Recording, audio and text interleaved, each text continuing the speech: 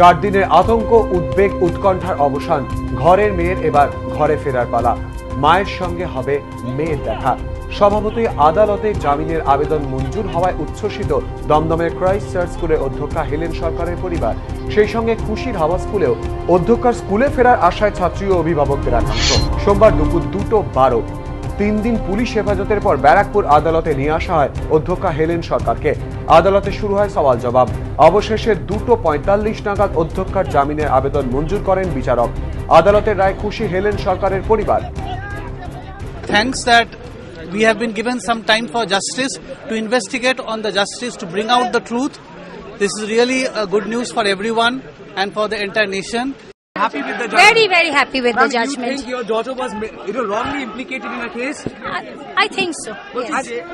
সেটা পরে it was open to investigation also. কোন যুক্তিতে পুলিশ হেলেন সরকারের বিরুদ্ধে তোলা আদায়ের অভিযোগ এনেছে তা এখনো বুঝে উঠতে পারছে না তার পরিবার। অতি বিশিষ্ট প্রিন্সিপাল, সে একটা তোলাবাজিতে যুক্ত, এটা কখনোই হতে পারে না।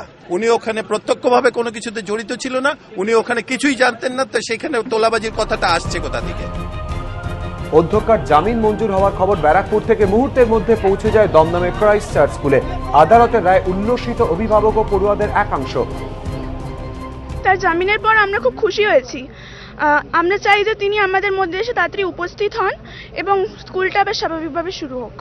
আমিও খুব খুশি হয়েছি, আর আমি চাই উনি এসে স্কুলটা আবার আগের মতো সম্মানের সহিত চালাক। খুব তাড়াতাড়ি খুলুক এবং সুস্থভাবেই প্রিন্সিপাল ম্যাম তাড়াতাড়ি এসে এটাকে চালান। আর আমাদের মতন গার্জিয়ানদের এটাই খুব আনন্দের এবং আমরা খুব ভালো আমাদের লাগছে। অধ্যক্ষার জামিনের পর ঐন্দ্রিলার বাবার প্রতিক্রিয়া, সরকার যা ভালো বুঝেছে করেছে। দোষীরা শাস্তি পাক আর নির্দোষদের ছেড়ে দেওয়া। উনি যদি নির্দোষ হয় মানে সরকার যদি মনে করে তবে ওনাকে ছেড়ে দিয়েছে। আমি তো শুনেছি ওনারও একটা 11 বছর আমার মতো একটা মেয়ে আছে। তবে উনি এটুকু আশা করবো আমার যন্ত্রণাটুকু উনি ফিল করতে পারবেন। তারপর উনি কি করবেন না করবেন ওনার ব্যাপার। ভাঙচুরের সময় ঘটনাস্থলে ছিল অধ্যক্ষা হেলেন সরকারের মেয়ে। সে এখনো আতঙ্ক কাটিয়ে উঠতে পারেনি বলে জানালেন অধ্যক্ষার ভাই।